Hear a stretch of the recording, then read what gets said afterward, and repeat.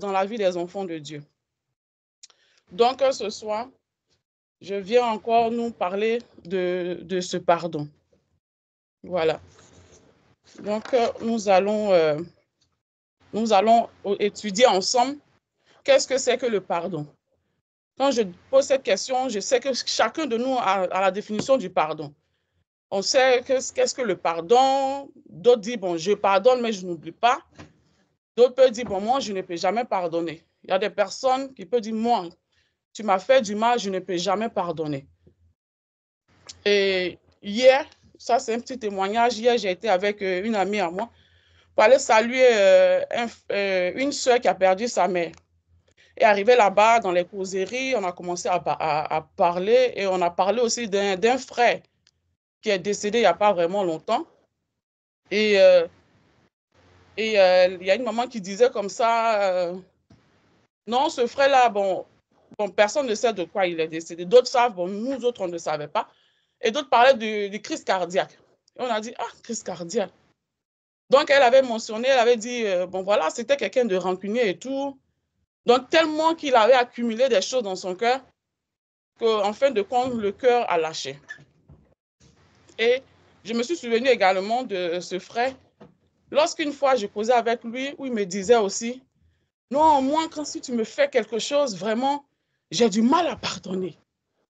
J'ai du mal à pardonner et c'est ça mon problème. Donc, lui-même, il reconnaissait que c'était un problème. Mais, bon, je ne sais pas, parce que c'était un frère aussi qui priait. Donc, je ne peux pas dire qu'il ne savait pas c'était quoi la solution.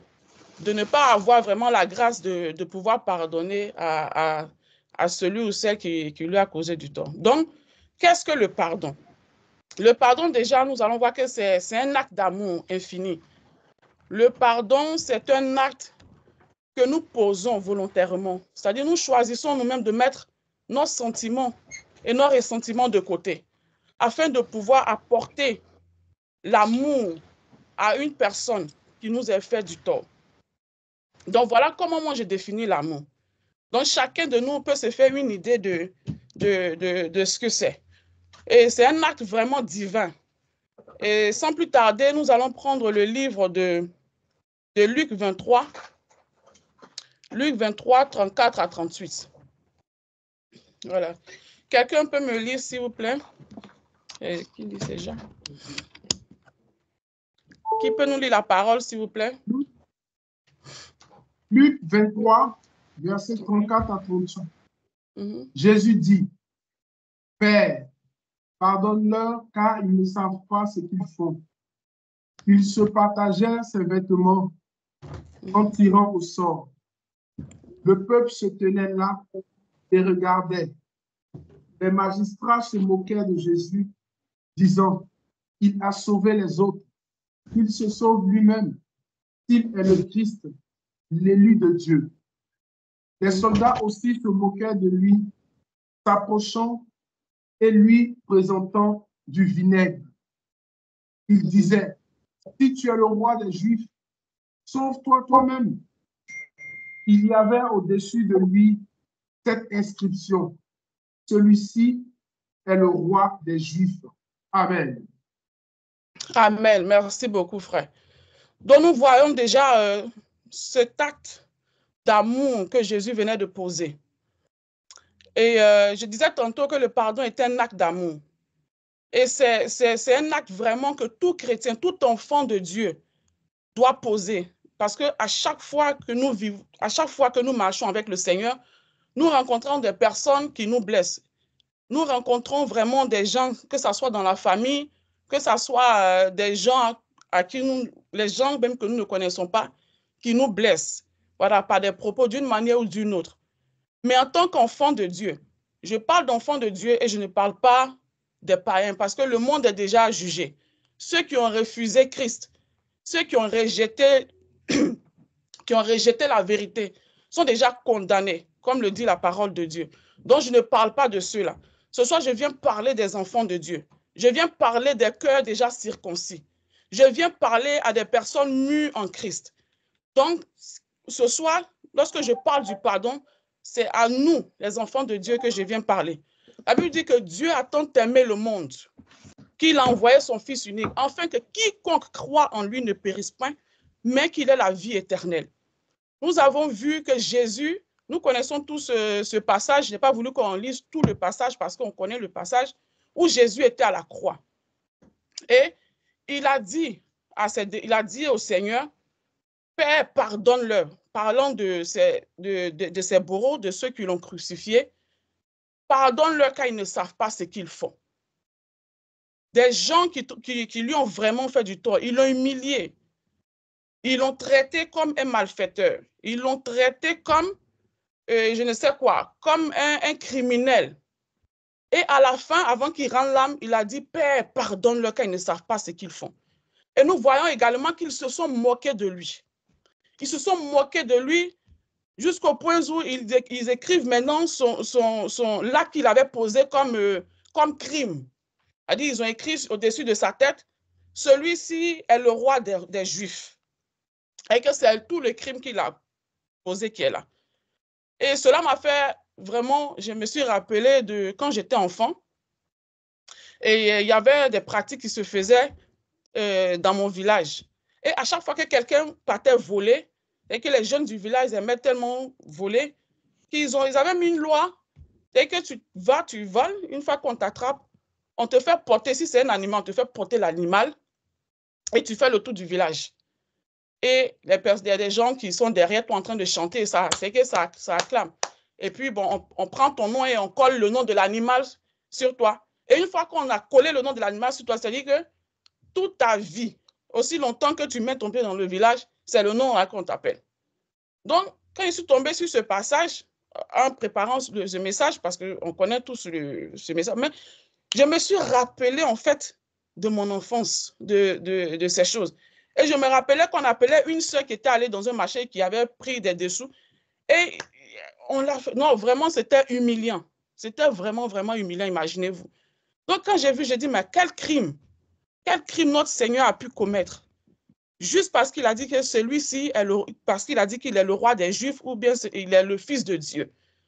Donc, vous voyez l'humiliation. Mais malgré l'humiliation, le Seigneur a pardonné. Le Seigneur a prié pour le pardon de ces assassins. Amen. Donc, ce soir, je viens nous parler de comment est-ce qu'il est important, comment est-ce qu'il est vraiment capital dans la vie d'un enfant de Dieu, de pouvoir pardonner. Alléluia. Nous allons encore prendre les 3 faits qui sont reliés au pardon. Nous avons l'offense d'abord. Pourquoi est-ce que le pardon doit exister? Nous avons l'offense. Nous avons la réconciliation et nous avons la repentance. La repentance d'abord avant la réconciliation. Alléluia. Donc, le frère Jacques va nous prendre encore Luc 15, 21 à 24. Luc 15, 21, 24. Et si tu peux le lire, s'il te plaît. Luc 15, c'est verset 21 à 24, c'est bien ça? Luc 15, verset 21 et Luc 15, verset 24. Ah oui, 21 et 24. Excuse-moi. Ok, d'accord. Voilà. Luc 15, verset 21. Le fils lui dit, mon père, j'ai péché contre le ciel et contre toi. Je ne suis plus digne d'être appelé ton fils. Luc 24, Luc 15, verset 24. Car mon fils, voici qu'il était mort et il est revenu à la vie. Il était perdu et il est retrouvé. Et ils commencèrent à se réjouir. Amen. Amen. Amen. Amen. Vraiment, ce verset est puissant. Et c'est la parabole de l'enfant prodige que nous tous on connaît. Voilà pourquoi je n'ai pas voulu encore qu'on lise tout le passage. Parce que tout le monde connaît l'histoire du fils prodige. Celui qui ne connaît pas peut lire tout le verset de Luc 15 et comprendra de quoi est-ce que nous parlons. Donc, voici un fils qui allait dilapider ses biens et qui revient, après avoir fini de dilapider ses biens, qui revient à son père. Mais les mots qu'il a utilisés ici pour pouvoir toucher son père, c'est de ça que je veux que nous parlons. Il a dit, Père, mon père, j'ai péché contre le ciel. 1, il dit qu'il a péché contre le ciel. 2, il dit, et j'ai péché contre toi. Je veux que nous saisissions 2 choses. Qu'est-ce que l'offense? Parce que nous, on pense que lorsque on demande pardon à Dieu, tout est fini. On peut bien commettre des erreurs envers une personne et nous dirigeons vers Dieu. Lorsque nous prenons conscience que nous avons péché contre un frère ou une sœur, nous nous dirigeons vers Dieu. Or, la Bible nous dit, comment peux-tu aimer Dieu que tu ne vois pas si tu n'aimes pas ton frère que tu vois? Parce qu'il est trop facile d'aller vers Dieu pour dire, oh Seigneur, je te demande pardon parce que j'ai péché contre, j'ai blessé telle personne. Je te demande pardon parce que j'ai parlé mal à telle personne. Mais il a dit, ce même Dieu a dit, si tu t'en vas poser ton offrande, si tu as quelque chose contre ton frère, dépose ton offrande, va d'abord te réconcilier avant de venir donner ton offrande. Donc ici, nous péchons contre deux personnes. Nous péchons premièrement contre Dieu, parfois, ou contre un être humain. Donc, ce qu'il est capital ici, c'est que lorsque nous péchons contre une personne, nous devons d'abord aller nous humilier devant la personne. Oui, je parle d'humilité parce que lorsque nous demandons pardon, nous nous faisons petits. Et voilà le verset 24, si tu peux l'afficher. Nous voyons maintenant la réconciliation entre le Père et le Fils. Nous voyons le pardon que le Père a accordé à son enfant. Il a dit, car mon fils que voici était mort. Donc lorsque nous péchons contre Dieu, lorsque nous péchons contre nos frères, nous sommes considérés comme des morts. Quelle que soit la prière que nous allons faire, nous sommes considérés comme des morts parce que la prière ne montera pas.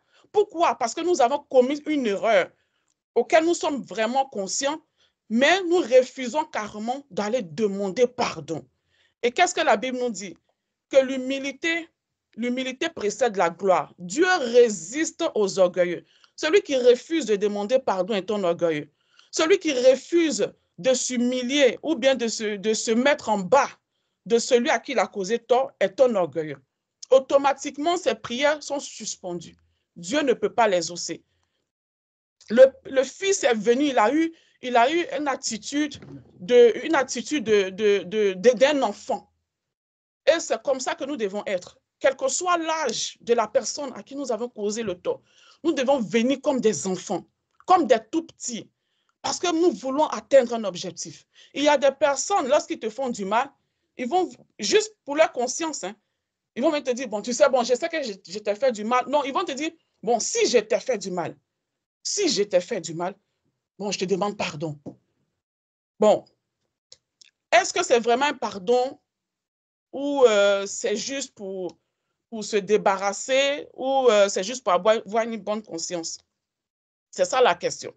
Donc, le Père, sans discuter, sans chercher à savoir ou à ramener ce que son fils avait fait, il a commencé déjà, pour ceux qui connaissent l'histoire, il a commencé à donner des ordres à sa maison de pouvoir tuer le plus beau gras pour qu'il y ait un festin à l'honneur de son fils. Parce que pour lui, son fils est revenu, il était mort et il a réapparu. Son fils est ressuscité. Quelle joie, quel amour, quelle grâce. Et la paix est revenue dans la maison. La paix et la joie et la moi qui était sur la vie de l'enfant a été ôtée à cause de ce qu'il s'est humilié. Alléluia. À cause de ce qu'il a accepté de se faire petit, il a reçu encore la vie.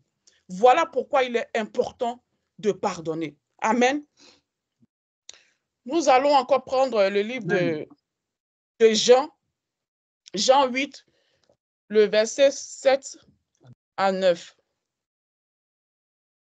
Comme il continue Jean 8, verset 7 à 9.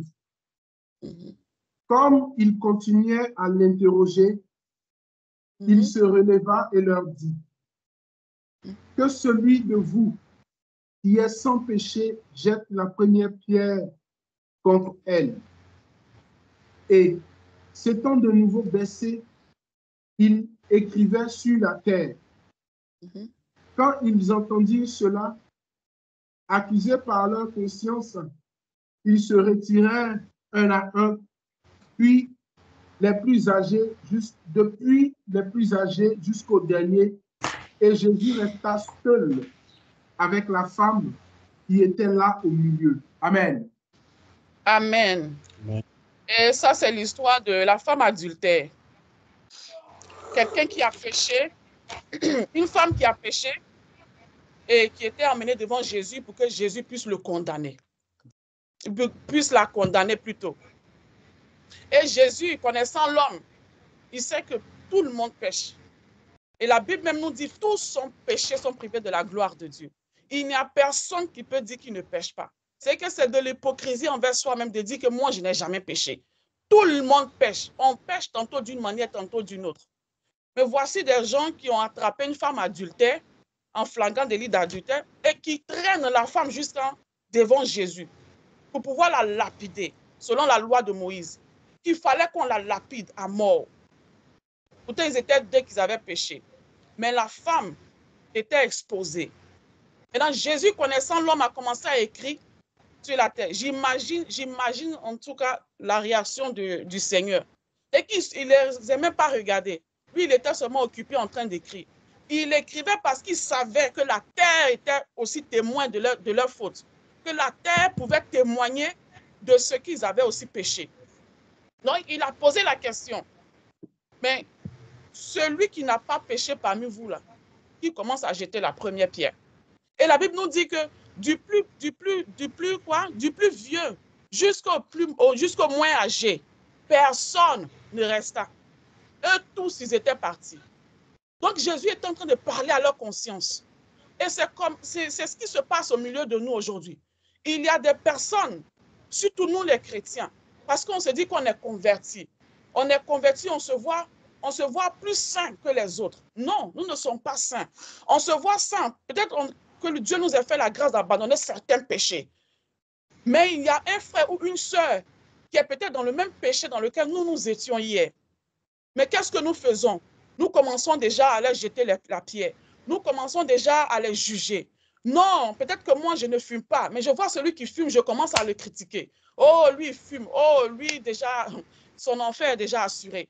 Non, mais cette sœur, mais elle a fait ça, elle a fait ça. Ou bien l'autre est dans l'impudicité. Mais ce ne sont pas seulement que les choses que nous avons abandonnées qui mènent à l'enfer.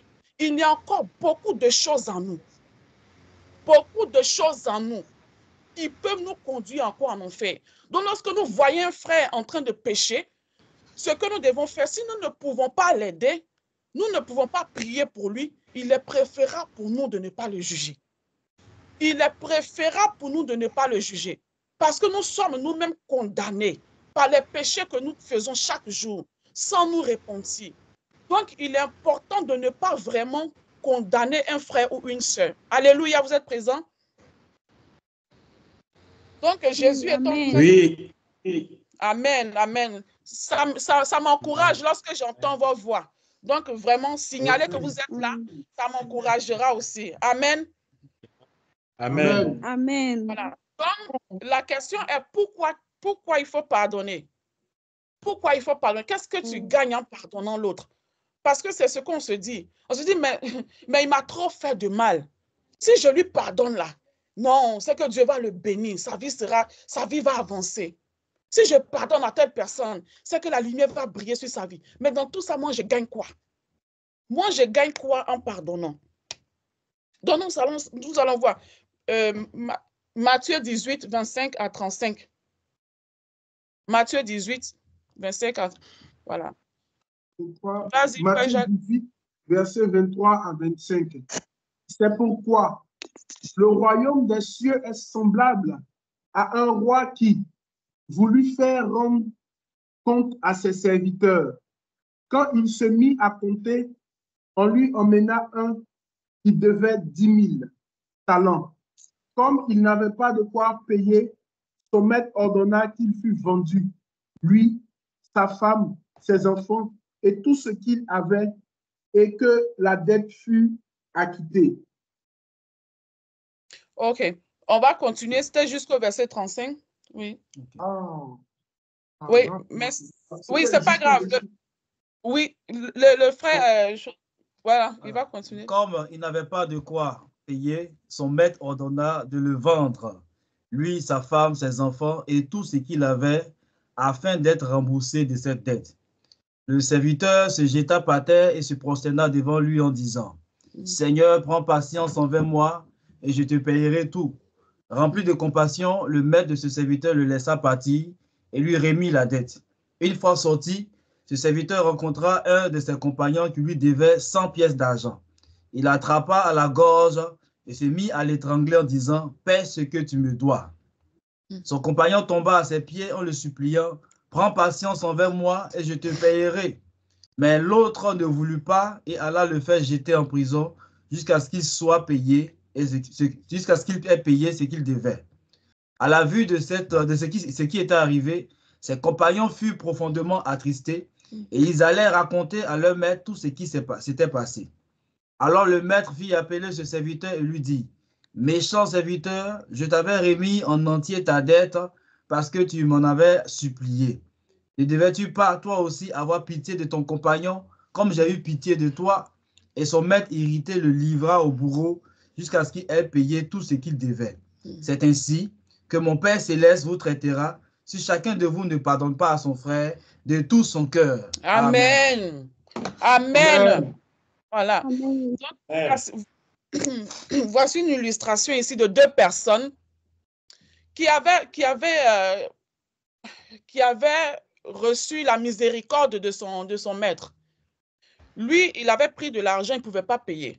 Son maître lui a remis tout cet argent. Il a dit, bon, comme tu ne peux pas payer, je te laisse. Lui, il sort de la prison et il voit, lui, à son tour, quelqu'un qui lui devait. Et ce dernier aussi, tout comme lui au début, n'avait pas d'argent pour lui rembourser. Lui, qu'est-ce qu'il fait? Il prend ce dernier-là, il commence à le menacer qu'il va le mettre en prison. Mais comme Dieu est juste, ceux qui étaient présents, lorsque lui recevait la compassion de son maître, sont allés signaler au maître que celui que tu as laissé, celui à qui tu as rendu service, voici ce qu'il est en train de faire. Le maître était saisi de fureur et il lui a dit, mais moi je t'ai laissé, pourquoi tu n'as pas agi de la même façon envers l'autre? Et la parole nous dit que c'est ainsi que le Seigneur nous traitera si nous ne pardonnons pas à ceux qui ont besoin de nos pardons. De tous nos cœurs. Amen. Amen. Donc, Amen. si toi aussi, tu as reçu le pardon un jour, tu étais dans le monde, tu as fait des choses, aujourd'hui, le Seigneur t'a pardonné. Tu as eu à prendre peut-être de l'argent ou bien le bien des gens à qui tu n'as même pas remboursé. Des choses que tu as fait, que le Seigneur t'a pardonné. Aujourd'hui, sache que si toi aussi tu refuses de pardonner, Dieu te condamnera. Et c'est ce que la parole de Dieu vient nous dire. Que si tu sais que tu as déjà reçu le pardon de Dieu, tu as déjà reçu le pardon de quelqu'un, et un frère ou une sœur vient te causer les mêmes torts, tu es obligé de pardonner. C'est une grande erreur de ta part si tu ne pardonnes pas. Parce qu'au moment où tu as été pardonné, sache que tu es condamné à pardonner les mêmes actes. Alléluia. Sache Amen. que tu es condamné à pardonner les mêmes actes. Donc, pourquoi pardonner? La Bible nous dit qu'il est tellement important et c'est une joie pour ceux qui pardonnent. C'est qu'ils sont tellement dans la paix. Le pardon que tu accordes à ton frère ou à ta soeur te libère. Le pardon que tu accordes à celui qui t'a fait du mal te libère. Non seulement en faisant cela, tu prends soin de ton cœur. Comme je le disais tout à l'heure, tantôt de ce frère qui avait tellement accumulé des choses dans son cœur parce qu'il était tellement rancunier. Et vers la fin, le cœur a pris un coup. Donc vous voyez, aujourd'hui, il est décédé. Et le témoignage que les gens ont de lui n'est pas du tout un bon témoignage. Non seulement il est stamplé comme quelqu'un de rancunier, c'est quelqu'un qui ne pardonne pas. À cause de son manque de pardon, il s'est séparé des gens qui lui ont tellement fait du bien. Et aujourd'hui, on cherche vraiment comment ces funérailles vont s'organiser. Donc, vous voyez, il est important de faire la paix autour de soi. Comme Matthieu 5 et 9 nous dit, ils sont heureux ceux qui font la paix autour d'eux. En tant qu'enfants de Dieu, nous devons chercher à aimer tout le monde. Nous devons chercher à faire la paix autour de vous. Vous savez, je vous ai dit ici, avec mon témoignage, que j'étais malade et tout. Mais lorsque je suis retournée au travail, et cela m'a vraiment, c'est que j'ai coulé des larmes. Lorsque je suis retournée au travail, moi, j'avais seulement signalé ça à 2 collègues qui savaient que je revenais. Mais arrivé au travail, j'ai dit, moi, je suis au 2e étage. Donc, il y a 8 étages dans mon lieu de travail. Je vous dis, tous les collègues sont descendus vers moi au 2e étage. Ils sont tous descendus vers moi pour m'accueillir. Et j'ai commencé à... Amen. Amen. J'ai dit, mais attends, vous êtes laissé votre travail à cause de moi? Il me dit, oui, oui, parce qu'on a appris que tu revenais du travail, tu revenais au travail. Et j'ai attrapé ma tête, je dis, Seigneur, je ne savais pas que j'étais aussi si aimée. Il dit, oui, mais tu es trop gentil, tu es ceci, tu es cela. Et j'ai commencé même à avoir honte. J'ai commencé à avoir honte parce que les témoignages que les collègues ont commencé maintenant à faire sortir. J'ai dit, quoi? C'est comme ça que vous me voyez? Oui, mais tu es ceci, cela. C'est pour vous dire qu'il est important. Pourtant, je ne suis pas la seule qui est tombée malade dans mon travail. Mais ça ne s'est jamais passé. Ça ne s'est jamais passé. Et j'ai commencé à couler des larmes, comme je vous dis. Voilà pourquoi il est important de pardonner. Mais parmi ces collègues, ce n'est pas parce que nous sommes vraiment de bons collègues. En tant que collègue, on se chamaille parfois. En tant que collègue, il y a des choses qu'on se fait parfois. Mais c'est le pardon. C'est-à-dire, tu vois ton collègue t'a fait quelque chose, toi tu le vois, tu souris. Parce que tu ne dois pas te mesurer avec quelqu'un qui ne connaît pas la parole de Dieu. Parce que lui, il est déjà condamné.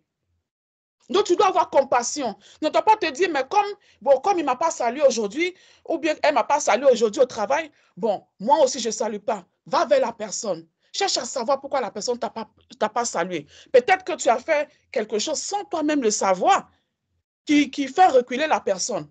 Ou même que la personne n'a pas eu une bonne journée ou une bonne soirée à la maison. La personne se présente au travail très tôt le matin, mais il faut toujours chercher à savoir.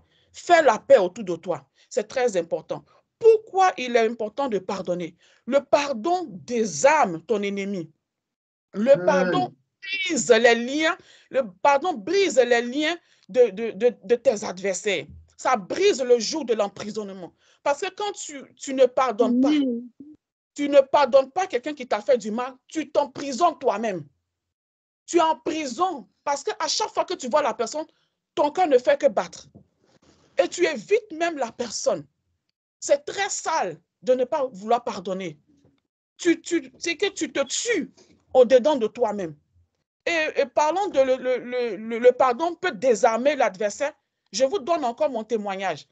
Quand j'étais petite, vous savez, je sais que, bon, pour ceux qui viennent de la Côte d'Ivoire, pour habitude parfois de dire, bon, moi, je suis Atié.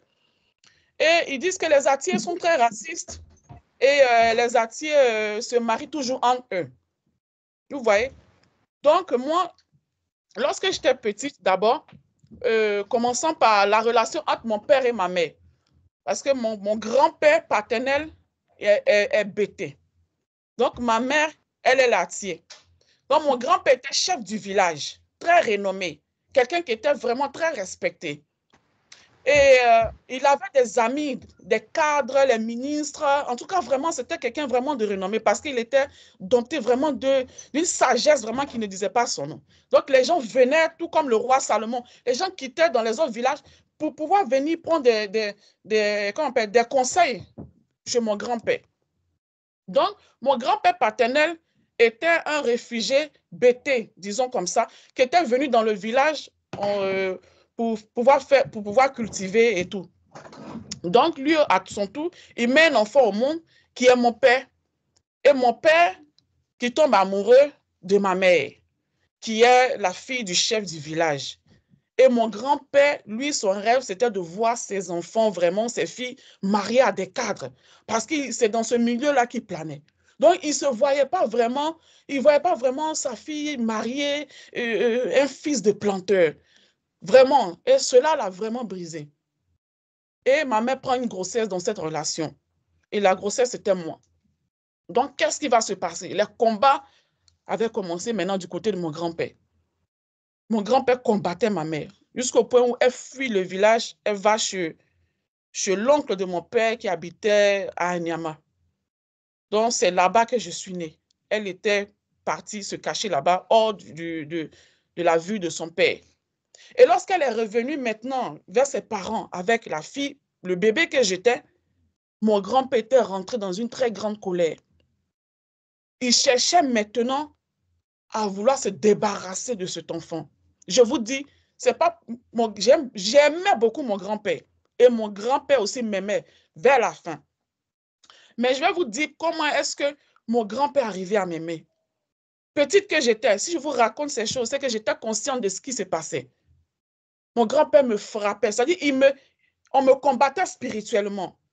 C'est-à-dire, il y avait une cuisine, ma grand-mère avait une cuisine, et selon ce qu'elles m'ont raconté, il y avait un animal vraiment bizarre qui était caché dans la cuisine. C'était comme scorpion ou un truc comme ça de ce genre. C'est que cet animal-là ne sortait jamais, sauf quand moi je rentrais dans la cuisine. Et moi, j'étais petite. Donc, à chaque fois que moi j'entrais, cet animal-là sortait vers moi. Et quand ça sortait vers moi, par la grâce de Dieu, il y avait toujours un adulte qui voyait cela et qui cherchait à tuer l'animal, mais l'animal disparaissait toujours. Et c'est ce qui se passait à chaque fois. Jusqu'à ce que je grandisse, jusqu'à ce que j'ai l'âge de, je crois, 5-6 ans. Qu'est-ce qui va se passer maintenant? Comme cette stratégie ne marchait pas, donc maintenant l'attaque était devenue physique. Mon grand-père me prenait, il pouvait m'attraper comme ça et puis me taper sur les fesses jusqu'à ce que ses 5 doigts restaient. Or, c'était une personne qui était vraiment très en forme. Ce n'était pas un petit monsieur, c'était un monsieur vraiment très en forme. Vraiment, il avait la forme. Donc, il me tapait. À chaque fois qu'il me tapait, je pleurais. Je pleurais, mais je ne disais rien. Et ma mère venait toujours me faire sortir de sa maison. Et là où ma mère habitait, c'est là-bas que mon grand-père passait. Parfois, il partait au champ, il partait faire le champ et il passait. Et à chaque fois qu'il passait, je courais vers lui et je lui disais, grand-père, grand-père, parce que moi, j'aime beaucoup faire la cuisine. Et ça a commencé depuis très petite. Je lui disais, grand-père, grand-père, viens, tu vas manger. Et à chaque fois qu'il sortait, c'était ce que je faisais. Quand je le voyais, c'est ce que je faisais. Et cela l'a désarmé.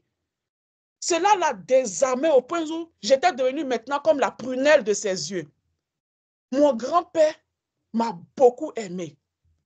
Pourquoi il m'a aimé? À cause de ce qu'il a, il sait qu'il m'a combattu. Il sait qu'il a fait tout ce qu'il pouvait, mais il n'est pas arrivé. Pourquoi il n'est pas arrivé jusqu'à obtenir ce qu'il voulait? Parce que j'avais un cœur de pardon. Je lui pardonnais. Je pouvais lui lancer peut-être des pierres ou le détester. Pour dire, non, lui, là, à chaque fois, il me frappe, je le déteste. Non, je ne faisais pas cela. Bien au contraire, je lui tendais la main en l'invitant à manger. Donc, ce qui a désarmé mon grand-père, c'est pour vous dire que accorder le pardon à une personne brise sa force. Accorder le pardon à une personne casse son pouvoir.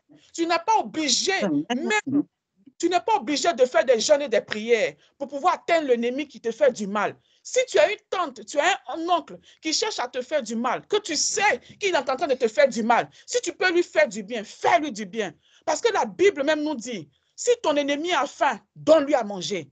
S'il a soif, donne-lui à boire. En faisant cela, ce sont des charbons ardents que vous amassez sur la tête. En faisant cela, tu amasses des charbons ardents sur sa tête. Parce que le Seigneur nous a dit, à moi la vengeance, à moi la rétribution. Parce que tu fais cela, le Seigneur combattra pour toi.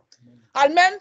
Amen. Donc, il est important à un enfant de Dieu de pardonner. Et d'ailleurs, c'est ce que le Seigneur nous recommande. Voilà. Et que lorsque tu pardonnes, tu t'identifies en Christ. Lorsque tu pardonnes, tu te revêtis de ce manteau d'enfant de Dieu et que tu t'approches de Christ. Ton cœur s'approche du cœur de Jésus qui a crié à la croix en disant, Seigneur, pardonne-leur car ils ne savent pas ce qu'ils font. Parce que c'est un acte vraiment difficile à poser. C'est un acte vraiment difficile c'est un amour qui est vraiment difficile à donner à son ennemi. Mais une fois que tu arrives à le faire, sache que tu as déjà brisé le joug de la mort. Sache que tu as déjà brisé le joug même du séjour des morts. Cela est un manteau de couverture. Cela est un feu qui t'emmène partout où tu veux. Tu ne peux pas avoir un cœur blanc, pardonner quelqu'un et le Seigneur va te livrer à ton ennemi. Jamais. Jamais. Amen. Amen. Comment pardonner? Nous allons prendre Matthieu 18, 15 à 17. Comment il faut pardonner? Matthieu 18, 15 à 17. Si ton frère a péché, va et reprends-le entre toi et lui seul. S'il t'écoute, tu as gagné ton frère. Mais s'il ne t'écoute pas, prends avec toi une ou deux personnes afin que toute l'affaire se règle sur la déclaration de 2 ou de 3 témoins.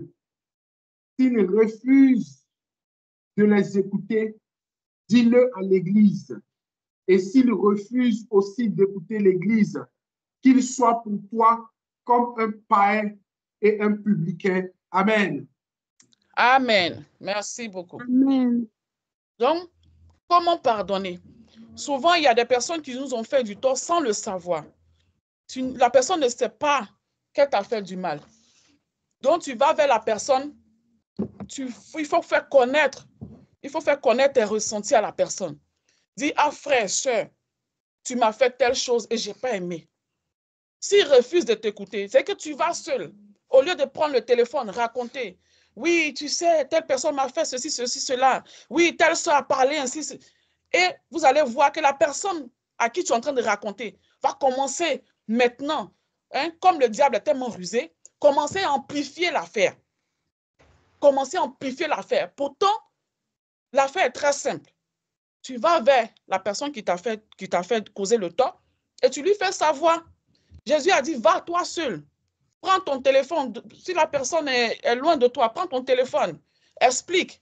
Dis, tu m'as fait telle chose, je n'ai pas aimé. S'il refuse de t'écouter, s'il t'a écouté, tu l'as gagné. C'est que tu l'as aussi sauvé. Tu l'as sauvé parce que tu as ôté aussi l'obscurité de sa vie. Parce que sans savoir, lorsque quelqu'un garde rancune contre toi, parfois il médite le mal contre toi. Et parce que tu es fautif, parce que tu es coupable, ces choses peuvent t'arriver. Parce qu'il y a un cœur qui médite le mal contre toi. Une action que tu as posée sans même le savoir. C'est pour ça qu'il est important d'entrer dans la repentance chaque jour.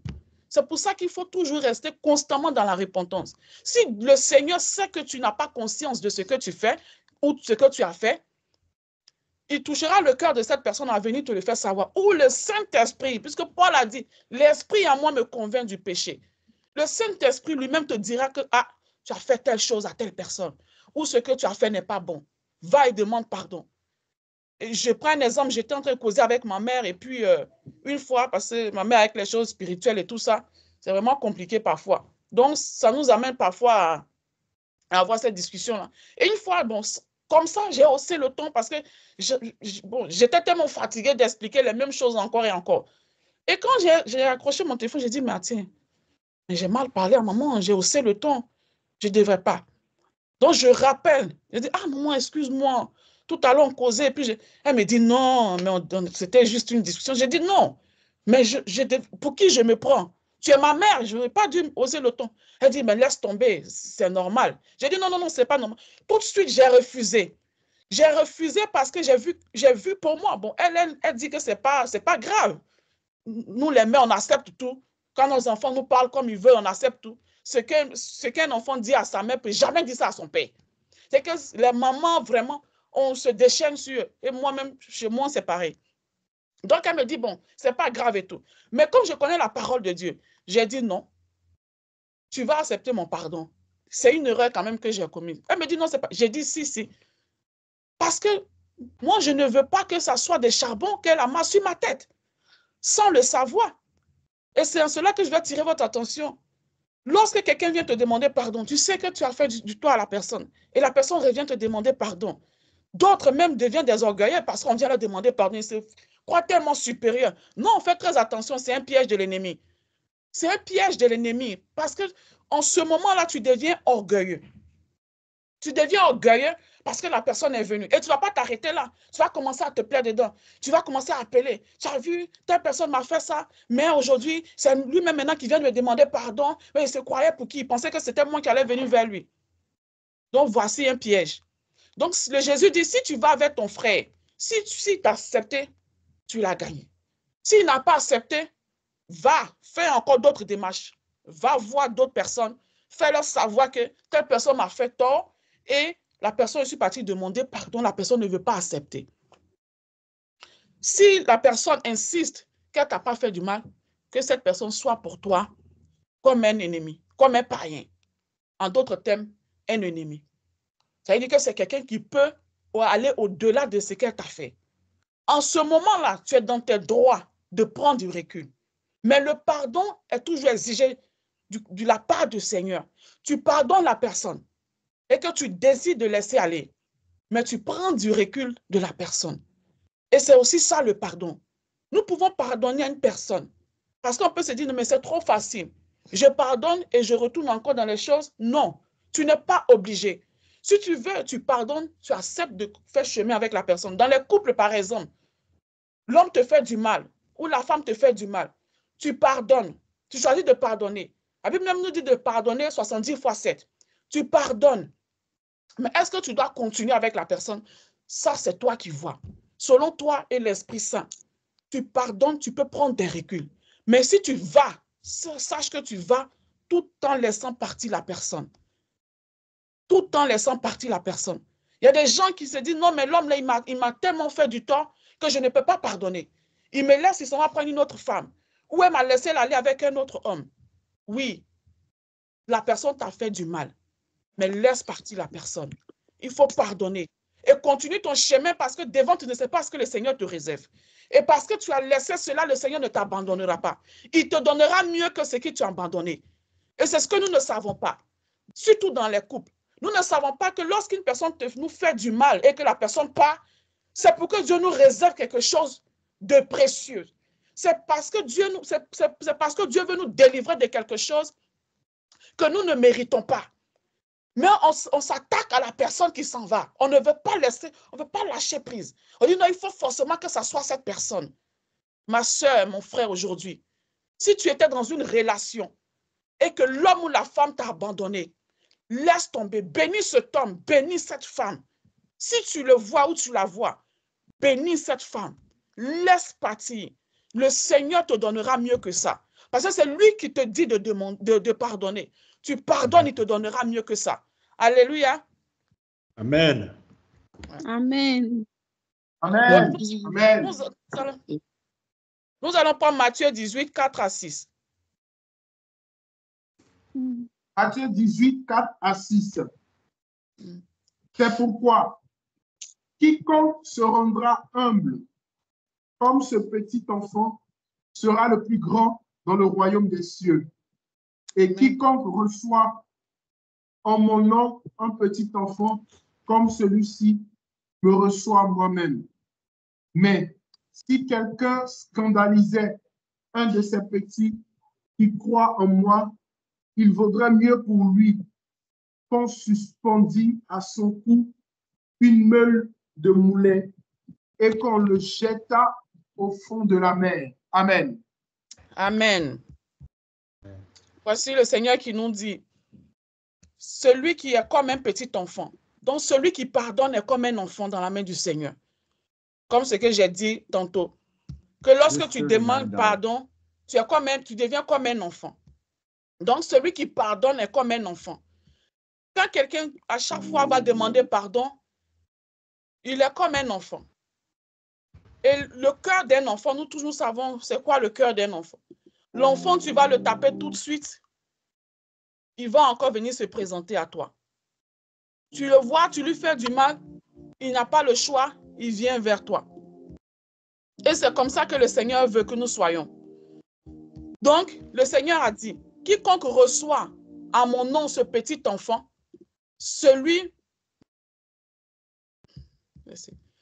quiconque reçoit à mon nom un petit enfant, comme celui-ci, me reçoit moi-même. Lorsque tu deviens un enfant, en pardonnant ton prochain, tu deviens un enfant. Et celui qui accepte cet enfant reçoit Jésus. Est-ce qu'on se comprend? Donc, en cela, je viens maintenant tirer notre attention sur tous ceux qui aiment parler des gens qui prient, les serviteurs de Dieu. Et je veux tirer notre attention sur des gens à qui nous faisons du mal. Je prends un exemple de ce qui se passe en ce moment au Congo. Je ne sais pas si vous avez appris cela, l'histoire de Kuluna au Congo, comme les microbes en Côte d'Ivoire. Donc, c'est un groupe de jeunes personnes qui sèment la terreur, comme les microbes en Côte d'Ivoire. Et il y avait un parmi eux qu'ils avaient attrapé. C'est une histoire qui date depuis 2000.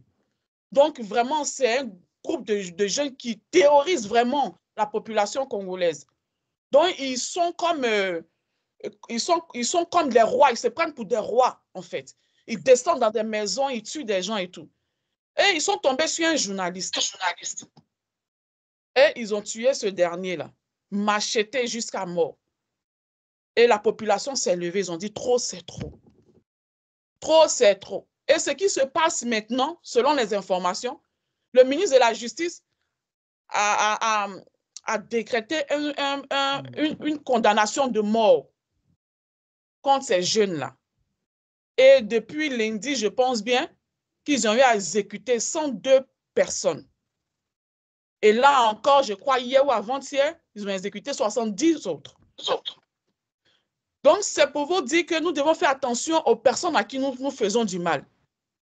C'est que c'est le sang de ce journaliste qui est en train de crier contre ses enfants. Le sang de ce journaliste en train de crier justice. Ce qui attire maintenant l'esprit de mort sur ses enfants. Une malédiction qui est en train de les frapper. Pourquoi j'ai dit ça? Lorsque nous sommes dans la rue, nous croisons des personnes. Nous ne savons même pas qui ils sont. Nous les insultons. Nous avons la facilité à insulter les gens. Nous avons la facilité à répondre aux gens par le mal. Parce que nous voulons tellement blesser des gens. Nous voulons tellement montrer que nous, on ne nous fait pas, nous, on ne nous touche pas. Moi, on ne me parle pas comme ça. Et il y a des personnes comme ça. En tant que chrétien, non, moi, on ne me parle pas comme ça. Tu m'as dit ça, moi, je te dis ça direct. Tu m'as dit ça, moi, je te mets à ta place. Mais tu peux faire ça avec quelqu'un que tu connais et la personne que tu ne connais pas. Tu ne sais pas qui la personne est.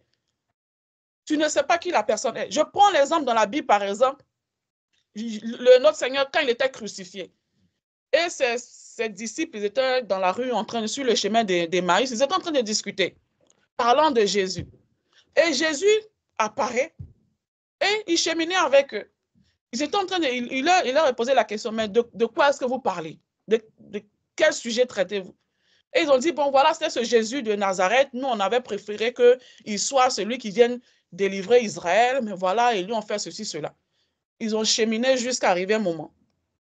Et il leur dit, mais vous n'avez pas, peu de fois, vous n'avez pas, jusque-là, vous n'avez pas su qu'il était écrit que le Fils de l'homme viendra et qu'il mourra sur la croix, afin d'entrer dans sa gloire, et qu'il ressusciterait le 3e jour, afin d'entrer dans sa gloire.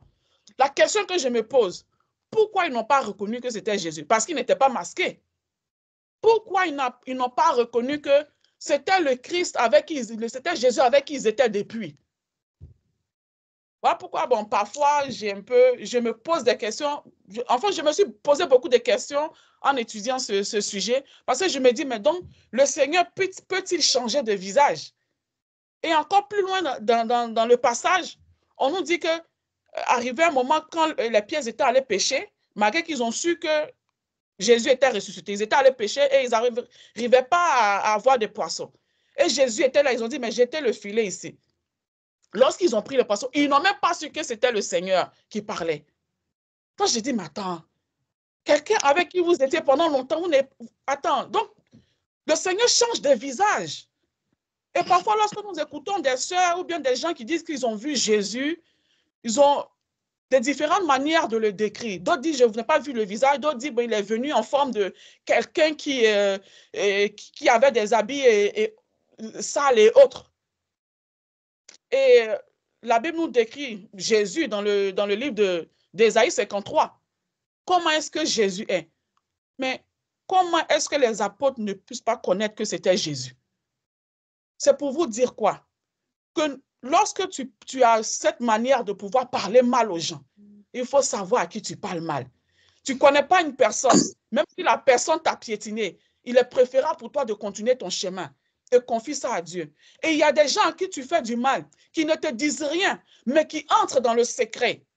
Ça peut être des francs-maçons, ça peut être une femme, un homme de prière, qui va et qui met ses genoux à terre et qui commence à invoquer le Seigneur contre toi. Et toi, tu te dis que tu es chrétien. C'est ça, être chrétien, c'est tellement facile à dire. Tu te dis, oui, moi je suis chrétien, je jeûne et je prie. Mais jusque-là, ma vie est comme ça. Mais ta vie est comme ça parce qu'il y a quelqu'un qui a invoqué la main de Dieu contre toi. Oui, nous pouvons être en guerre avec le Seigneur. Parce que même on le voit dans la Bible, que le Seigneur a attaqué Moïse. Moïse, que lui-même il envoie, il attaque. Parce que Moïse n'avait pas respecté quelque chose. Faisons très attention. Avec cette manière de nous, on ne nous parle pas du mal, on ne nous parle pas mal, ou bien nous, on ne nous fait pas quelque chose. Il faut avoir si tu as un cœur de pardon, tu vivras en paix, je te jure. Si tu as un cœur qui pardonne, ou tu es une personne qui sait demander pardon, tu n'auras pas de problème. Parce que quand tu fais cela, le ciel est ouvert sur ta tête. Le ciel est ouvert sur ta tête. Tu peux avoir des moments difficiles. Mais sache qu'au moins, si tu as des moments difficiles, sais au moins que ça vient du diable. Si ça vient du diable, le Seigneur peut t'en délivrer. Mais si c'est Dieu qui est contre toi, ah, ça c'est un problème. Donc voilà pourquoi nous devons faire très attention. Faites attention à la langue que nous avons. Faites attention à ce manque de pardon. Donc parlant des hommes de Dieu, par exemple. Nous avons des hommes de Dieu, parfois qui font des erreurs. La Bible dit, ne touchez pas à mes oins et ne leur font aucun mal. Nous tous, nous péchons. Mais aujourd'hui, nous avons une génération, ou bien nous sommes, parce que je fais partie aussi, je ne vais pas dire que c'est voilà. Nous tous, nous condamnons les hommes de Dieu aujourd'hui. Quand ils font une petite chose, on a comme l'impression qu'ils ne sont pas des êtres humains, comme s'ils sont des extraterrestres. Non, ils ne doivent pas pécher. Que seul Jésus n'a pas péché sur la terre. Tous nous péchons, dit la Bible, et nous sommes privés de la gloire de Dieu. Mais regardez comment nous attirons les malédictions. Jésus a dit, mais si quelqu'un scandalise un de mes plus petits, qui croit en moi, un homme de Dieu, c'est quelqu'un qui croit en Dieu. Un homme de Dieu, c'est quelqu'un qui sait s'humilier devant son Dieu. Je parle des vrais hommes de Dieu, parce qu'il y a aussi des faux. La Bible, ce n'est pas moi qui dis, c'est la Bible qui nous dit qu'il y a des faux et les vrais hommes de Dieu. Un vrai homme de Dieu, lorsqu'il fait une erreur, il est préférable pour toi de te taire que de le condamner, que de lui faire encore du mal. Parce que cet homme de Dieu entre dans le lieu secret devant son Père et il s'en va pleurer devant son Père, son maître, qui aura pitié de lui. Maintenant, toi qui es en train de toujours continuer à lui lancer la pierre, à le critiquer dans ta maison, en train de faire chose, en faisant cela, tu attires la malédiction sur ta maison. Tu attires les problèmes sur ton chemin. Après, tu commences à pleurer. Non, mais pourquoi ceci m'arrive? Mais moi, pourquoi pas? Jésus a dit, il est préférable que cette personne ne naisse pas même. Celui qui scandalise un homme de Dieu, il vaudrait mieux pour lui qu'on le suspendit à son cou. Hein? Un meule de moulin. Il est préférable pour lui. Parce que tellement, de la manière dont il va traiter ces personnes, je vais attirer notre attention. Faisons attention à notre langue aujourd'hui. Faisons attention à notre bouche aujourd'hui. Ayez un cœur qui est compatissant. Si un homme de Dieu fait quelque chose, ayez un cœur compatissant. Il y a le pasteur Marcelo qui a perdu sa femme il n'y a pas longtemps. Et il est revenu sur la toile, dit qu'il allait se remarier. Oh, les gens l'ont soulevé. Moi, lorsque j'ai vu la vidéo, j'ai dit, mais peut-être qu'il déprime. Peut-être que le gars vient de perdre sa femme. Mais pourquoi est-ce que nous sommes si méchants avec les hommes de Dieu? Nous nous attirons les malédictions pour rien. Nous n'avons pas un cœur qui sait pardonner. Nous pouvons pardonner facilement à nos enfants, à notre époux, à notre épouse. Mais lorsque c'est des hommes de Dieu, des oints de Dieu, nous nous enchaînons sur eux. Cela est vraiment très grave. Donc ce soir, je vais attirer notre attention.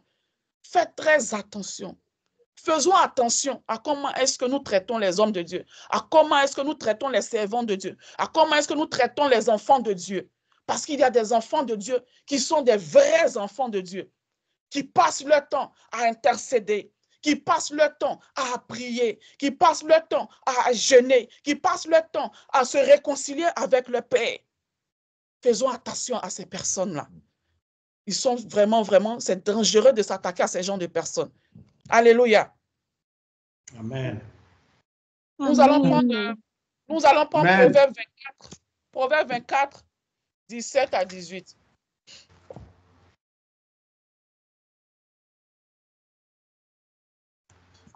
Proverbe 24, versets 17 à 18. Ne te réjouis pas de la chute de ton ennemi et que ton cœur ne soit pas dans l'allégresse quand il chancelle. Amen. De peur que l'Éternel, Amen, ouais, vas-y, que cela ne lui déplaise et qu'il ne se détourne de lui sa colère. Amen. Amen. Amen. Tu peux aussi prendre le prochain verset qui est Psaume 37, 13. Le Seigneur se rit du méchant, car il voit que son jour arrive. Amen. Amen. Le Seigneur dit de ne pas se moquer de son ennemi, de ton ennemi. C'est-à-dire, on a l'impression de voir nos ennemis, et que quelqu'un t'a fait du mal aujourd'hui, demain tu veux le voir dans le malheur. Tu dis que le malheur lui arrive. Et lorsque, parfois quand tu apprends, que tu cherches à savoir, oh lui, comment va sa vie? Comment est-ce qu'il se porte aujourd'hui? Est-ce qu'il prospère plus que moi? Est-ce que? Mais lorsque tu entends même que le malheur lui est arrivé, le Seigneur dit, il ne faut même pas te réjouir de cela. Parce que c'est lui qui a ton combat entre ses mains. La vengeance, là, lui appartient, ça ne t'appartient pas. Tu as appris que celui qui t'a fait du mal est dans le malheur, ne te réjouis pas. Parce que dès que tu te réjouis, le Seigneur détourne de lui sa colère. Il détourne de lui sa colère. Et lorsqu'il détourne de lui sa colère, ça ne t'arrange pas. Parce que toi, ce que tu veux, c'est la vengeance. Donc parfois, pour nous les femmes, un homme est venu dans ta vie, il est parti, et tu entends que, bon voilà, ceci lui est arrivé. Et tu te dis, oh, c'est bien fait pour lui. En même temps, le Seigneur détourne de lui sa colère. Et la vengeance peut revenir sur toi. Ça peut revenir sur toi parce que tu te réjouis du malheur de l'autre. Tu ne peux pas être avec une personne, tu entends même sa mort, même si tu as fait du mal, et tu te réjouis. Non, c'est de la sorcellerie. Tu dois prier pour la personne au contraire. Parce que ce n'est pas la personne que tu dois regarder l'esprit caché derrière la personne. L'esprit qui pousse la personne à pouvoir te faire du mal, surtout dans les couples. Parce que c'est là où on se blesse plus. Tu dois prier pour que l'esprit qui est derrière cette personne soit condamné. Tu ne dois pas te réjouir. Il dit que lui, le Seigneur, se rit du méchant. Quand il voit que son jour arrive. Donc, c'est le Seigneur qui doit faire ton combat. C'est le Seigneur qui doit combattre pour toi. Exode 14, 13 à 14 dit, au sujet des enfants d'Israël, ils ont commencé à se plaindre. Moïse leur dit, ne vous inquiétez pas. Les Égyptiens que vous voyez là, vous ne les verrez plus. Car votre Dieu combattra pour vous. Et vous gardez le silence. Quelqu'un t'a fait du mal. Voici le secret. Va devant Dieu et pleure. Tu vas dire, Père, j'ai très mal. Il y a des blessures qui vont jusqu'à blesser l'âme. Ton âme est blessée. Ton esprit est blessé. Tu as très mal. Ton cœur saigne. Mais le Seigneur te dit, la vengeance ne t'appartient pas. Tu vas faire comment? Tu ne peux pas aller te venger parce que tu déshonores ton Dieu si tu le fais. Tu ne dois pas te réjouir même quand tu entends que quelque chose de mal lui est arrivé. Tu dois pleurer aussi pour son sort. Parce que celui qui combat pour toi s'appelle l'Éternel des armées. Lorsque tu décides de prendre ton combat en main, le Seigneur te laisse. Lorsque tu décides de te venger d'une personne, le Seigneur te laisse. Et là, ça sera ta force contre la personne de l'autre. Ce soir, je viens attirer notre attention. Ce message a été prêché plusieurs fois. Peut-être tu l'as entendu, ce message, autrement. Mais aujourd'hui, le Seigneur vient parler à quelqu'un. Peut-être qu'il ne parle pas à tout le monde, mais il vient parler à quelqu'un qui a du mal à pardonner. Quelqu'un qui a du mal à pardonner son frère et sa sœur. Quelqu'un qui médite le mal de ses ennemis. Quelqu'un qui ne veut même pas voir celui qui lui a fait du mal avancer. Et parfois même, ce n'est même pas un sorcier. On parle juste d'un frère. On parle juste d'une sœur. Les sorciers sont déjà condamnés. Parce que la Bible les appelle les hommes animaux. Les hommes animaux. Ils disent, ils ne comprennent pas les choses de l'Esprit de Dieu, parce que c'est une folie pour eux. Mais ton frère en Christ, qui sans faire exprès t'a causé du mal, tu as du mal à pardonner ou tu as du mal à t'exprimer. Si tu as du mal à t'exprimer, appelle-le ou appelle quelqu'un. La Bible nous dit, va vers la personne. Aujourd'hui, tu as quelqu'un qui t'a fait du mal. Exprime ta douleur devant la personne. Peut-être que la personne ne sait même pas. Va et dis à la personne, je t'ai causé du tort. Ou si tu reconnais que tu as fait du mal à quelqu'un, va vers la personne et demande pardon. Car l'humilité précède la gloire. Va, humilie-toi pour obtenir le pardon de la personne. Dieu t'élèvera. Je prends encore mon cas. J'ai été blessé auparavant. J'ai été humilié. J'ai été condamné à ne pas avancer.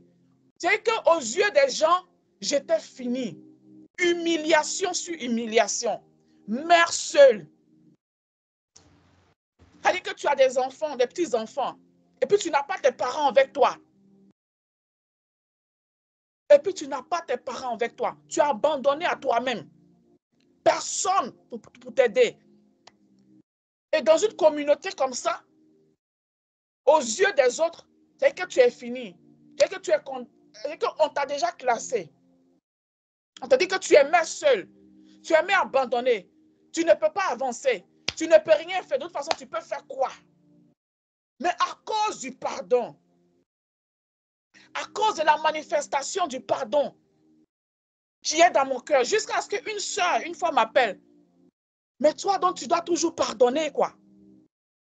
Tu dois toujours pardonner les gens qui t'ont fait du mal, qui sont sortis même avec ton gars, avec qui ton gars est sorti.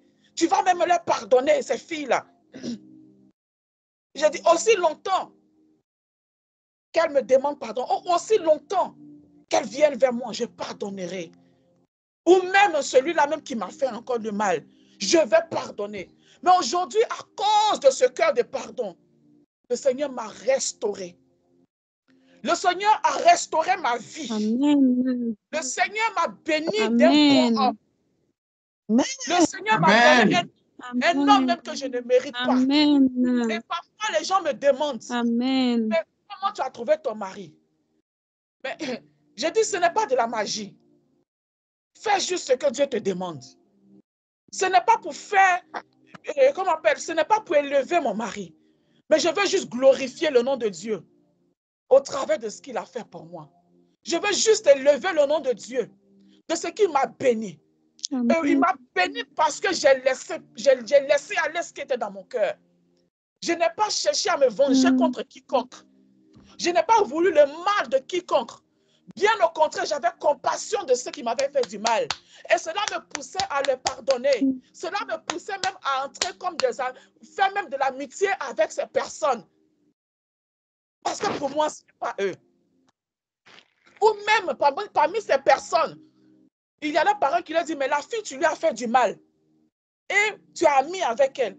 Mais tu ne vois pas que c'est dangereux pour toi? Elle peut te faire du mal.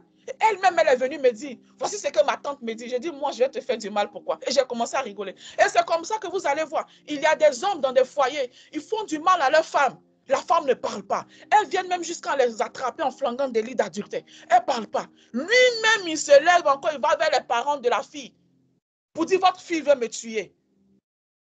C'est un peu bizarre. La femme ne parle pas. Toi seul encore, tu te lèves, tu dis non, elle veut me tuer. Mais je vais vous dire la vérité. C'est parce que lui seul sait qu'il est combattu au-dedans de lui. Et qui est en train de le combattre? L'Esprit de Dieu est en train de le combattre.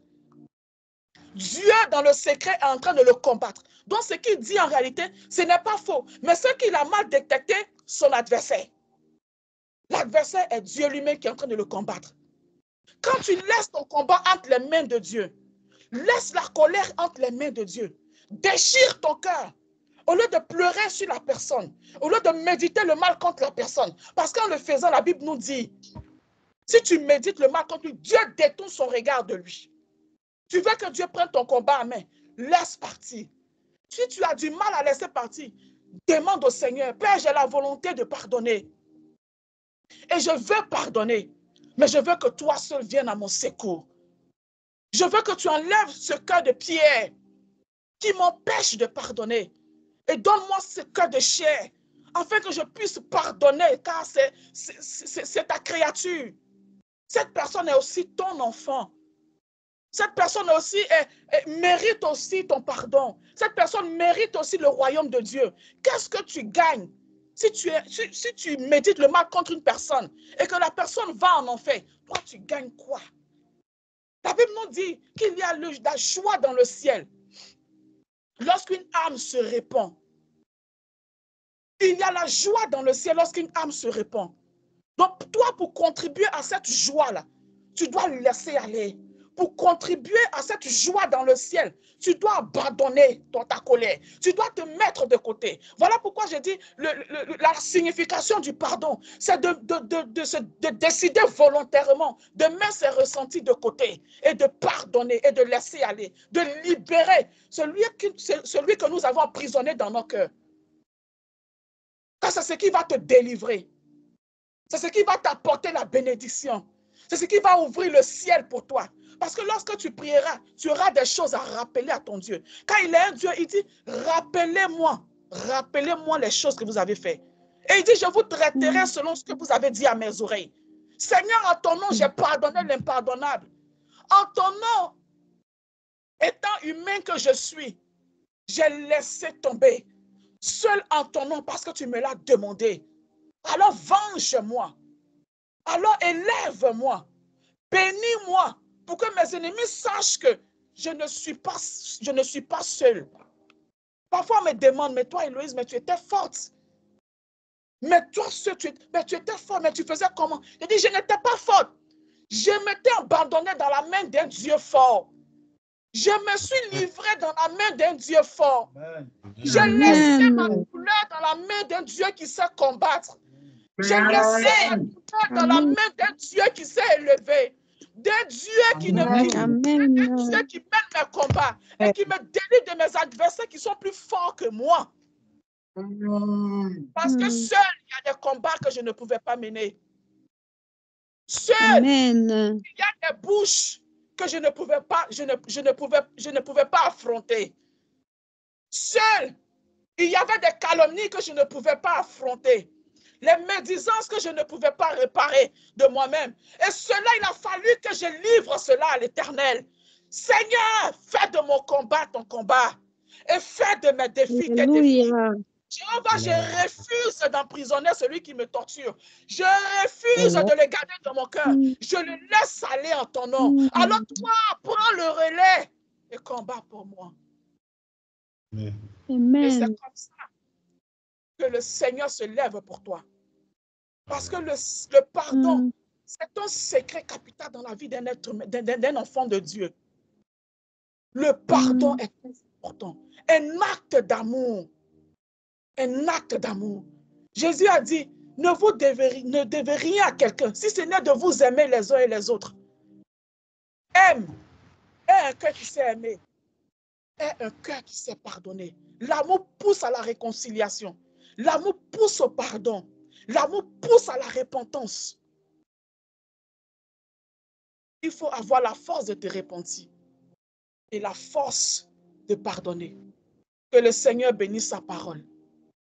Alléluia. Amen. Nous allons élever la voix, nous allons bénir le nom du Seigneur qui a permis que nous écoutions cette parole aujourd'hui. Nous allons lui dire merci. Amen. Au nom de Jésus, élevons la voix et prions. Père éternel, nous voulons te dire merci. Merci infiniment pour ta parole. Merci pour notre devoir de ta parole. Merci Seigneur pour ta servante, Seigneur, que tu as utilisée pour nous communiquer ta parole. Nous te disons merci, nous te bénissons, nous t'adorons et nous t'acclamons, Seigneur. Et cette parole qui est tombée dans nos cœurs tombe sur un cœur fertile, Seigneur, que ça puisse porter. En ce début d'année, Seigneur, tu nous appelles à Seigneur, aide-nous à pardonner, Seigneur,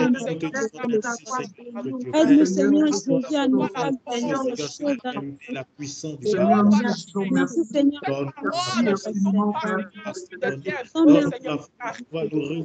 Que ta volonté soit faite. Seigneur, nous aide à porter cette parole par Dieu pour les siècles. Amen. Dans le nom puissant de Jésus. Et que notre système s'échange. Merci Seigneur. Amen. Merci. Amen. Amen. Nous allons nous repentir maintenant pour toutes les fois où nous avons manqué de pardonner, où nous avons manqué de nous faire pardonner. Nous allons demander pardon à Dieu de ce que nous n'avons pas pratiqué les Écritures et qu'il vienne nous donner la force en ce moment. Au nom de Jésus, élevons la voix. Père éternel des armées, nous venons devant toi ce soir. Seigneur, Seigneur, dans ma misère, j'ai péché contre toi. Seigneur, dans ma misère, j'ai péché contre toi. Nous avons péché contre Seigneur mon Dieu. J'ai péché contre mon frère et ma soeur et j'ai manqué de demander pardon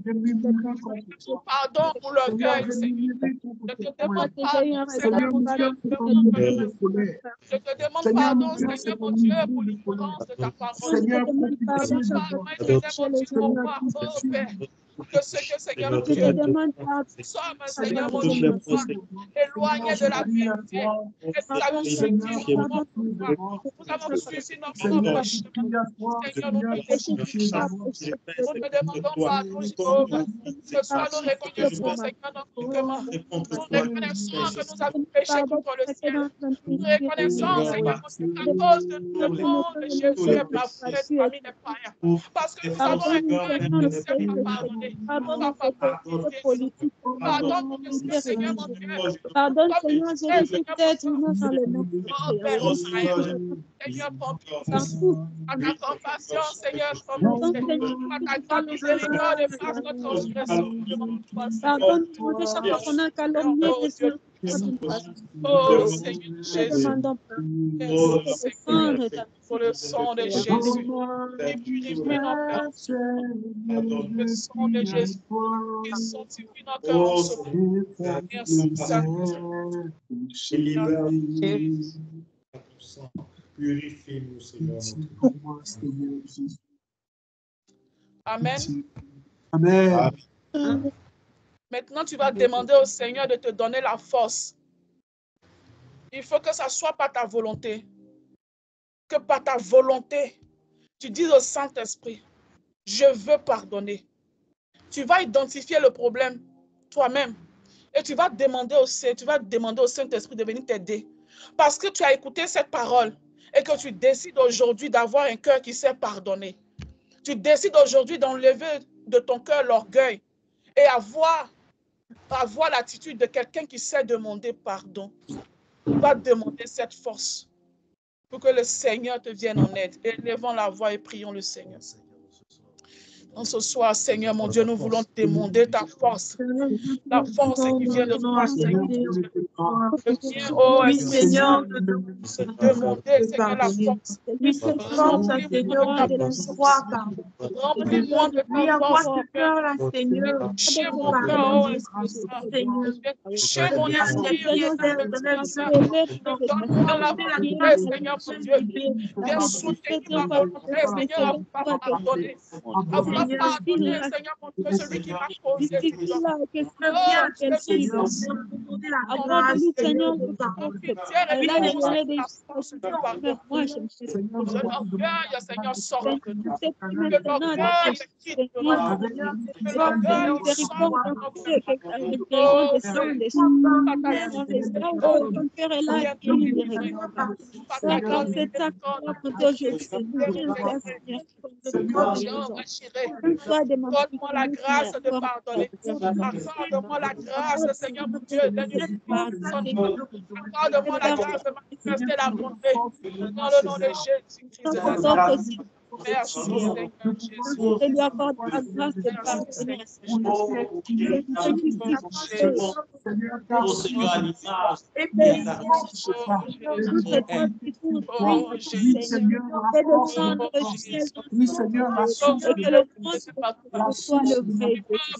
ce n'est pas toi, tu es celui qui opère sans cicatrice. Oh, tu es celui qui opère, Seigneur, sans cicatrice. Nous avons besoin de toi, Seigneur.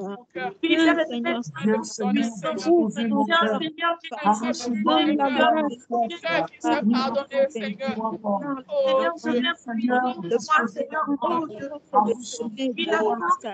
De pardonner, voir que nous ne sommes rien.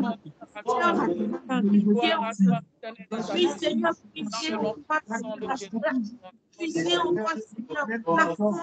Seigneur, viens me disposer. Seigneur, de pouvoir. Oui, Seigneur, cette force la grâce de pouvoir pardonner. Seigneur,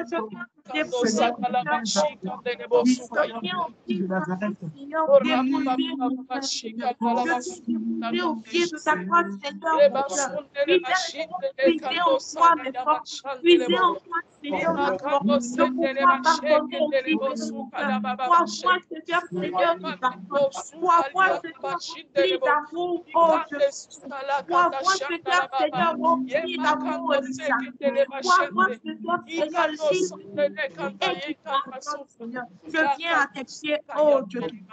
Oui, je viens à tes pieds, Seigneur, au pied de ta croix. Brisez cette porte, brisez la porte, Seigneur Jésus. Merci, Seigneur. Amen. Amen. Je vais laisser maintenant la place au berger qui va nous conduire dans la prière pour le reste du programme. Que Dieu vous bénisse infiniment. Merci pour votre présence. Que bénisse aussi, que bénisse aussi. Amen. Alléluia. Merci. Message. C'est Jésus. Parce que nous avons déjà prié et la seule intention qui vient dans mon cœur, laquelle nous avons prié, nous allons demander au Seigneur de répandre dans notre cœur son amour. C'est important d'avoir l'amour de Dieu. Car par le Saint-Esprit, nous pouvons faire toutes choses. Sans l'amour du Seigneur, c'est impossible de pouvoir agir en enfant de Dieu.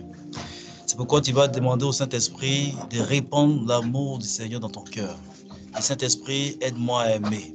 Saint-Esprit, aide mon cœur à aimer. Lève la voix, démontre cet amour dans ton cœur. Prie maintenant. Seigneur, ce soir, nous pouvons être des chrétiens qui aiment avoir l'amour.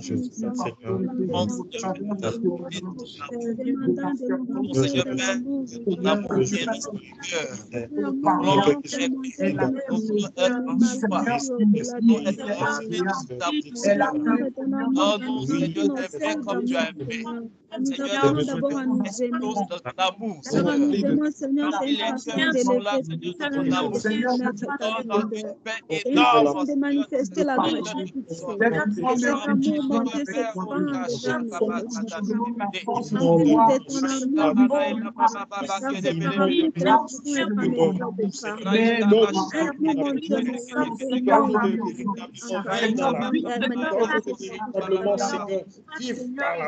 Demandons Oh Seigneur, c'est Papa, gardez-nous dans ton amour surpasse tout, mon Dieu, ton amour. Nous avons besoin de ton esprit, Seigneur. Ordonne Jésus de gloire. Pour les ciels,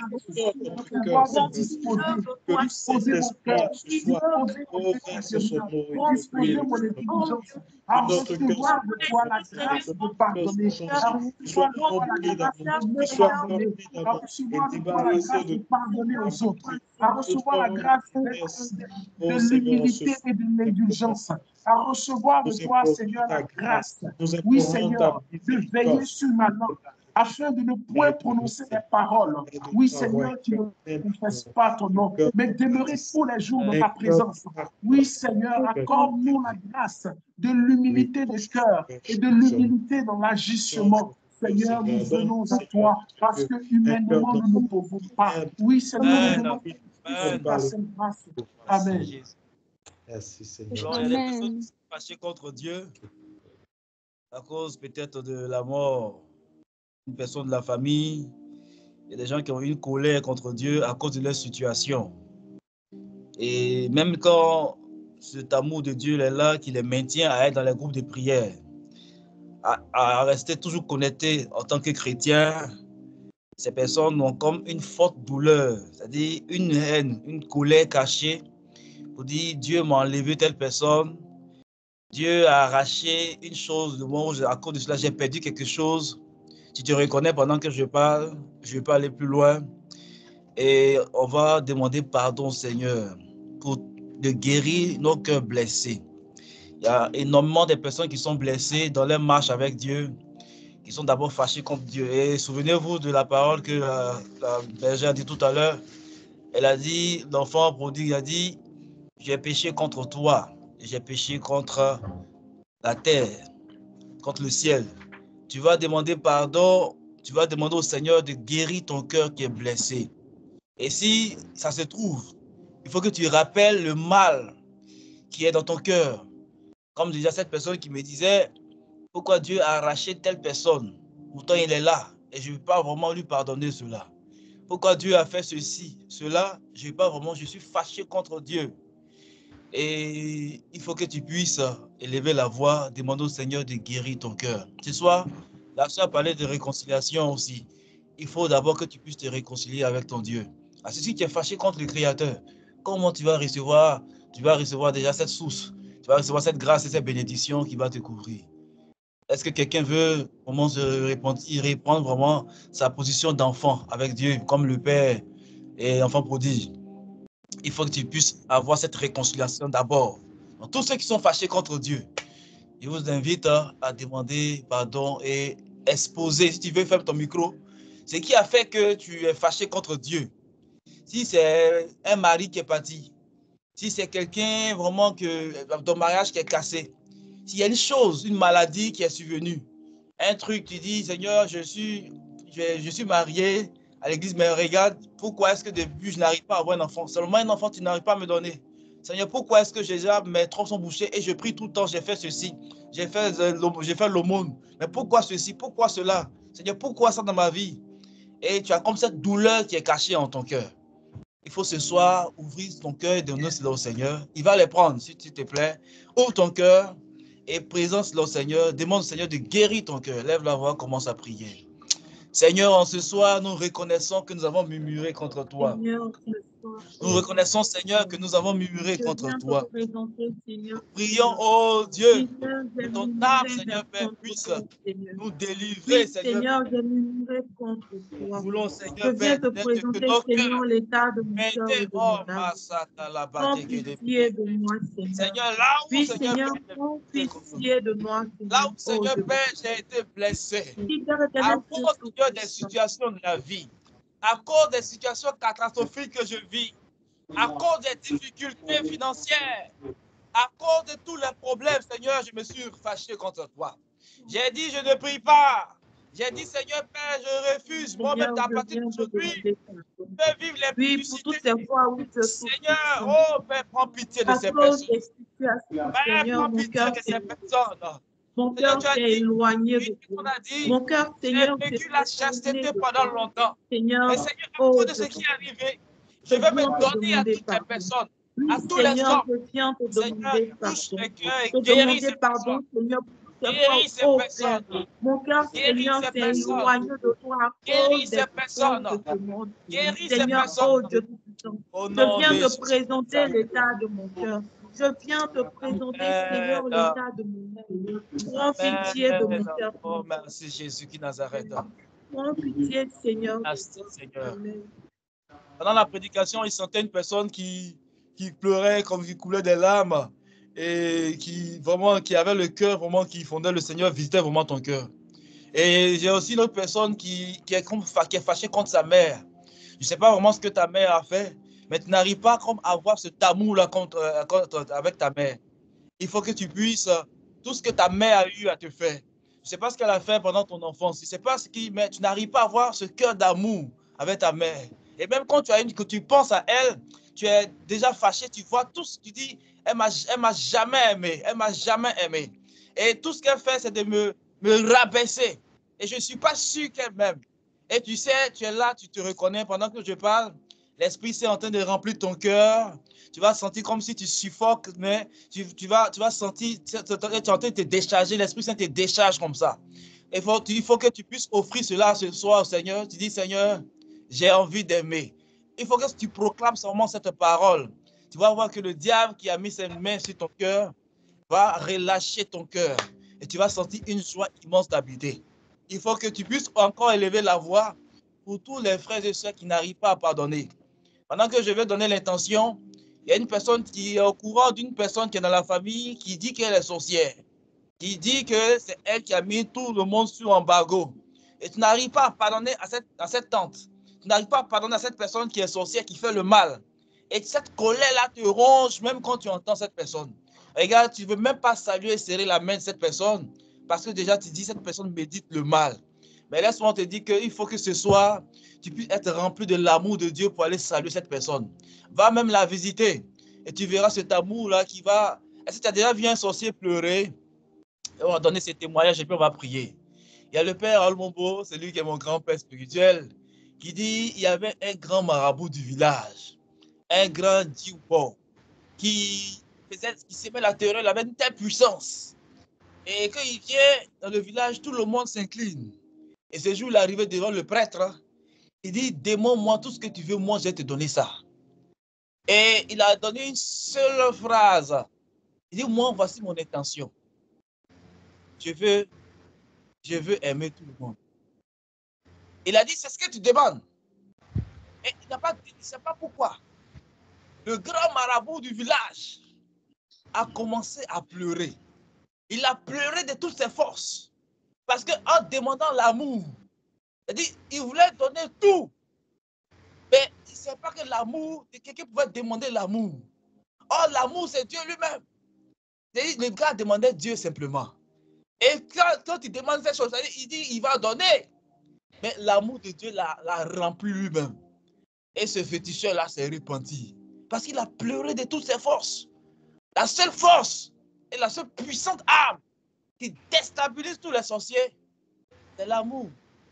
Alors tu vas prier. Si ton cœur est chargé, si tu es fâché contre le sorcier, la sorcière qui décape sa poitrine, et c'est sa stratégie, c'est de pouvoir te dire que je suis sorcier et toi tu es fâché contre lui. Il faut ce soir que tu puisses pardonner. Tu vas dire son nom, tu vas dire Seigneur, je pardonne à ma tante telle. Je pardonne à telle personne qui est sorcier. Je pardonne à telle personne qui a fait du mal à la famille. Est-ce que tu es prêt ce soir? Lève la voix et implore la miséricorde de Dieu sur leur vie. Pardonne à ton ennemi. Lève la voix, commence à prier. Seigneur, je pardonne à tous mes ennemis. À tous ceux qui se proclament sorciers. Seigneur, ce n'est pas de leur faute. Car mauvais esprit les contrôlait. C'est pourquoi tout ce mal qu'ils ont eu à faire, je laisse dans mon cœur, je relâche. Je demande pardon, Seigneur. Seigneur, je viens au pied de ta croix, libérer Oh Dieu, libérer ces personnes, Seigneur, que j'ai libère mon âme. Seigneur. Je libère mon âme de toute haine, de toute blessure. Je viens libérer mon cœur, mon esprit et mon âme, Seigneur. Jésus, oh Dieu. Pardonne-nous, Seigneur. Pardonne-nous, Jésus. Pardonne-nous, Seigneur. Merci, Jésus. Amen. Alors, je vais prier. Le Seigneur met à mon cœur. Je veux que tu mettes la main sur ton cœur. Car c'est là où Dieu, le Seigneur, réside. Je mets à la porte de ton cœur, je frappe. Si quelqu'un entend, m'ouvrira. Je rentrerai souper avec lui. Seigneur, pendant que tes enfants ont fait le geste, ceux qui n'ont pas décidé d'être orgueilleux ont posé le geste, Seigneur. Ils ont la main sur le cœur. Que leur main soit maintenant ta main, Seigneur. Tes enfants veulent aimer. Ils veulent être remplis d'amour en tant que chrétiens. Que les langues qui étaient des langues de vipères soient maintenant purifiées. Au nom de Jésus qui Nazareth, que tout ce qui apportait comme des malédictions dans leur vie, tout ce qui était comme feu étranger, tout ce qui les amenait à avoir des critiques amères et à apporter des condamnations, je casse ces choses maintenant au nom de Jésus qui Nazareth. Maintenant, Seigneur, on ne les reconnaîtra plus, car ils seront remplis d'amour. Je sème l'amour dans leur cœur. Je sème l'amour dans leur cœur. Je sème l'amour dans leur cœur. Je sème l'amour dans leur cœur. Je sème l'amour dans leur cœur. Au nom puissant de Jésus qui Nazareth. Toi, femme, l'homme ne te reconnaîtra plus, car tu seras rempli d'amour. L'amour dans tes yeux, l'amour dans ton cœur, dans ton âme, dans tout ton être. Tu seras imbibé d'un feu d'amour. Ton bonjour sera rempli d'amour. Regarde, c'est à cause de cet amour, tu verras d'énormes hommes t'approcher, car ils verront une chose qui a changé en toi. Car la colère, la haine, le mépris les éloignent de toi. Mais aujourd'hui, le Seigneur sème l'amour dans ton cœur. Reçois cet amour au nom de Jésus. Toi qui étais fâché contre Dieu, le Seigneur guérit ton cœur. Reçois la guérison au nom de Jésus. Toi qui avais comme une maladie qui t'avait fait fâcher contre Dieu, je ne sais pas quelle est cette maladie, mais aujourd'hui, même parce que tu reconnais cela, le Seigneur touche ton cœur. Tu es guéri de ce mal humiliant au nom de Jésus qui Nazareth. Tu es guéri de toute maladie de sang au nom de Jésus qui Nazareth. Tout ce qui est comme lié d'adultère, qui t'oppressait, tous ces liens d'adultère, à cause de l'amour que tu manifestes et la colère qui quitte ton cœur maintenant, tu es guéri et délivré des liens d'adultère. Maintenant même, l'amour de Dieu entre dans ton cœur et tu reçois le pardon au nom de Jésus qui Nazareth. Merci Jésus. Amen. Gloire et puissance à toi. Merci Seigneur. Merci Jésus qui Nazareth. Gloire et puissance à toi Jésus. Notre Père qui es aux cieux, que ton nom soit sanctifié. Que ton règne vienne, que ta volonté soit faite sur la terre comme au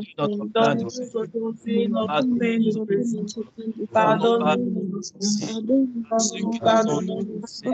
Ne nous laisse pas entrer en tentation. Et ne nous laisse pas entrer en tentation. Amen. Règne la puissance et la gloire pour les siècles des siècles. Amen. Amen. Alors, nous avons terminé 19h45. C'est la première fois depuis 3 ans. C'est une grâce. Alors, quand partager, c'est important qu'on partage. Si quelqu'un a un témoignage pour rendre gloire au Seigneur, qu'il puisse pouvoir donner cela. Témoignage en semaine. Nous avons tous lu les témoignages du frère Jacques, on ne va pas revenir là-dessus. Mais est-ce que quelqu'un a un témoignage à donner après tout cela? Et témoignage aujourd'hui, pendant l'enseignement, est-ce que tu recevais un autre message? Est-ce que tu as reçu un message et tu veux donner qu'en prix? Est-ce que tu as une préoccupation pour ton cœur qui est serré? On va lever tous la voix. Alors, micro ouvert pour tout le monde. Qui veut dire quelque chose? Nous pouvons parler maintenant. Micro ouvert. Ne soyez pas timide. Un témoignage peut purifier le cœur des autres et apporter comme un miracle. Parce que lorsque tu racontes tes témoignages, il y a toujours une onction qui accompagne cela. Donc, il ne faut pas garder cela pour toi si Dieu t'a touché. Dieu t'a touché. Quand tu parles de ça, ça relâche déjà une grâce pour les autres. Je sais que beaucoup sont touchés par ce message. Et je sais, il y a quelqu'un qui avait comme ce cœur qui sentait une tristesse, en même temps une joie, mais qui avait envie de pleurer, qui pleurait. Je veux, si tu es là, je veux partager ton témoignage, tu n'aie pas honte. C'est la grâce de Dieu seulement qui te touche.